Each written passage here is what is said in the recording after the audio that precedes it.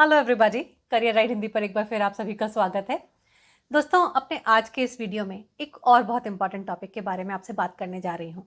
और ये टॉपिक है कि एज फाउंडर्स जब कभी भी हम किसी स्टार्टअप को स्टार्ट करते हैं, किसी बिजनेस को स्टार्ट करते हैं, तो हमारे जो भी प्रोडक्ट्स होते हैं या हमारी जो भी सर्विसेज होती हैं, वो हमें दुनिया के सामने कितना जल्दी लेकर के आ जाने चाहिए, कब हमें उन्हें लॉन्च कर देना चाहिए।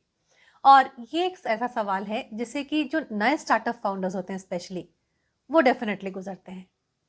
तो देखिए, यहाँ पर बेसिकली होता क्या है कि जब कभी भी हम एक नया प्रोडक्ट, एक नई सर्विस बनाने के बारे में सोचते हैं, बना रहे होते हैं, तो हम अपने उस प्रोडक्ट को लेकर के, उस सर्विस को लेकर के काफ़ी एक्साइटेड होते हैं। और हमें ऐसा लगता है कि उसका जो बेस्ट वर्जन होगा वो हम दुनिया के सामने लेकर के आएँ। एकदम जो परफेक्ट प्रोडक्ट होगा, जो शायद 100% से भी ऊपर होगा, तब हम उसे दुनिया के सामने लेकर के आएँ, ताकि जैसे ही हम उसको लॉन्च करें तो एक काफ़ी वाव वाला फीलिंग मिले। फिर हमारे दिमाग में ये भी सवाल चल रहा होता है कि जो जिन लोगों को हमने बताया हुआ है, हमारे फ्रेंड्स होते हैं, जो हमारे रिलेटिव्स होते हैं कि भाई हम एक बिज़नेस करने जा रहे हैं, जब हम अपने प्रोडक्ट को लॉन्च करेंगे, अपने सर्विसेज को लॉन्च करेंगे, तो उनके किस तरीके के रिएक्शंस आएंगे, वो भी हमारे लिए काफ़ी इंपॉर्टेंट होते हैं। फिर हमें ये भी लगता है कि अगर हमारा प्रोडक्ट उतना अच्छा परफॉर्म नहीं कर पाया मार्केट में, तो लोग क्या कहेंगे, कस्टमर्स क्या सोचेंगे, दोबारा यूज़ भी करेंगे कि नहीं करेंगे। तो देखिए, यहाँ पर एक बात को बहुत अच्छी तरह से समझ लीजिए। वो बात ये है कि जब तक कि आपका जो प्रोडक्ट है, जैसे ही वो किसी भी कस्टमर की बेसिक प्रॉब्लम को सॉल्व करना स्टार्ट कर देता है, उसका लॉन्च का टाइम आ चुका होता है।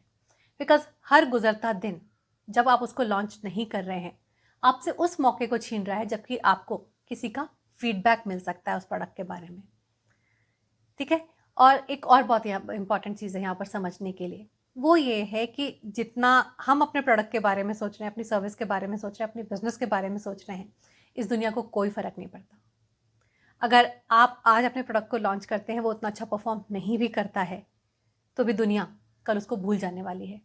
आपके पास डेफिनेटली यहाँ पर अपॉर्चुनिटीज़ हैं, जबकि आप अपने प्रोडक्ट को इम्प्रूव करते रह सकते हैं, उसको अपग्रेड करते रह सकते हैं और उसके नए वर्जन्स दुनिया के सामने लेकर के आते रह सकते हैं।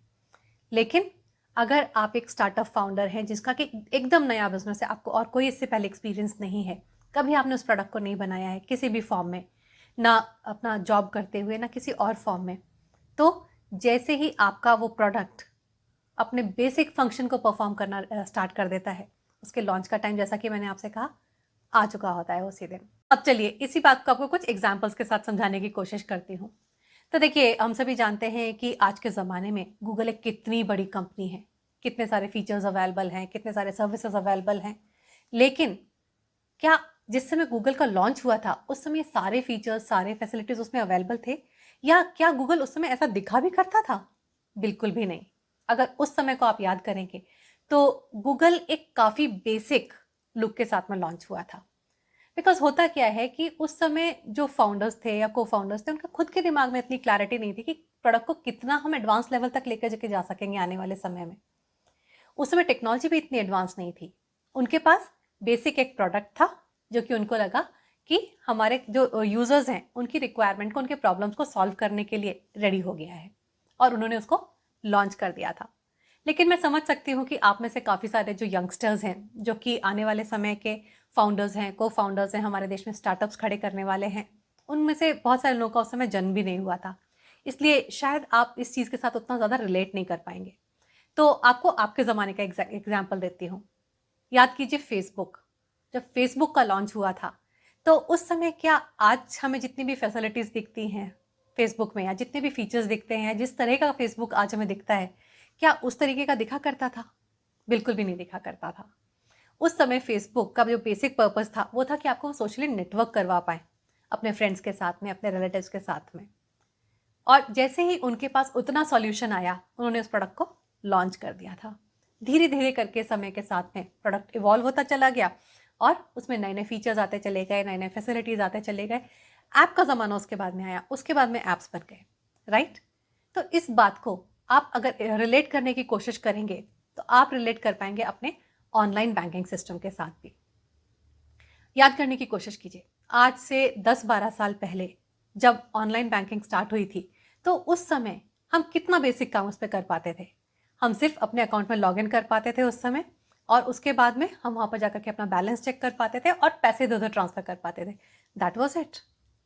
धीरे धीरे करके क्या हुआ, धीरे धीरे करके बाकी सारी फैसिलिटीज़ भी उसमें आ गई।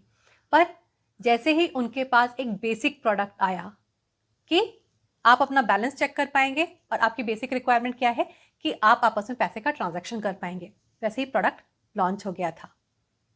और धीरे धीरे करके क्या हुआ, धीरे धीरे करके वेबसाइट्स इंप्रूव हो गई, धीरे धीरे करके सिस्टम्स इंप्रूव हो गए एंड प्रोडक्ट का एक जो रीलॉन्चिंग थी वो कंटिन्यूसली चलती रही, राइट।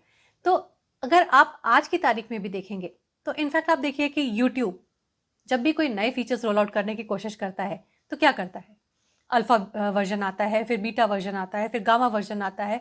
धीरे धीरे करके जो फीचर्स हैं वो हमेशा इंप्रूव होते रहते हैं। लेकिन इसका मतलब ये बिल्कुल भी नहीं है कि हम सिर्फ उसी दिन जाकर के अपने प्रोडक्ट को दुनिया के सामने लेकर के आएंगे जब वो 100% रेडी हो जाएगा। ऐसा दिन कभी नहीं आने वाला है।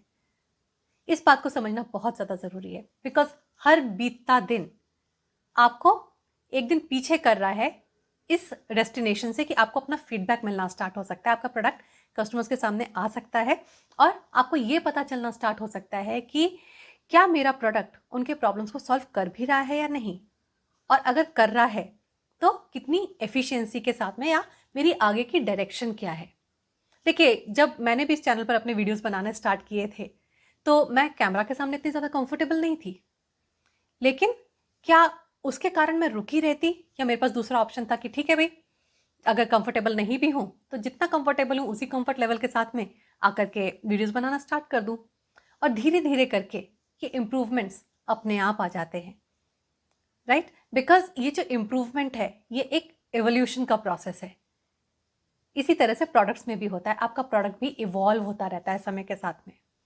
तो मैं आपसे यही कहूँगी कि अगर आप स्टार्टअप फाउंडर्स हैं, आपका पहले का कोई भी एक्सपीरियंस नहीं, तो जैसे ही आपका प्रोडक्ट आपके कस्टमर्स की बेसिक प्रॉब्लम्स को सॉल्व करने के लायक हो जाता है, उसको लॉन्च करने का समय आपका आ गया है। एंड आई सिंसियरली होप कि मेरा ये जो आज का वीडियो है ये आप लोगों के लिए यूजफुल होगा ये डिसाइड करने में कि आपको अपने प्रोडक्ट और सर्विस के साथ में क्या करना है। एंड एक बात को और ध्यान में रखिएगा कि ऐसा नहीं है कि जो कुछ भी मैंने आपसे कहा है ये सिर्फ IT प्रोडक्ट्स के लिए अप्लीकेबल होता है, कि जो कुछ भी मैंने आज आपसे कहा है ये IT प्रोडक्ट्स, फिजिकल प्रोडक्ट्स, हर तरीके के प्रोडक्ट्स के लिए अप्लीकेबल होता है। तो ये पॉइंट ऑफ व्यू से सोचिएगा। अगर आज का ये वीडियो आप लोगों को पसंद आया है तो इसको लाइक ज़रूर कीजिएगा और अपने दोस्तों के साथ शेयर भी ज़रूर कीजिएगा। अगर इसी तरह के और भी वीडियोस पाते रहना चाहते हैं तो आपको पता ही है आपको क्या करना है, आपको चैनल को सब्सक्राइब कर लेना है। जल्दी ही मिलूंगी एक नए वीडियो के साथ, तब तक के लिए नमस्कार।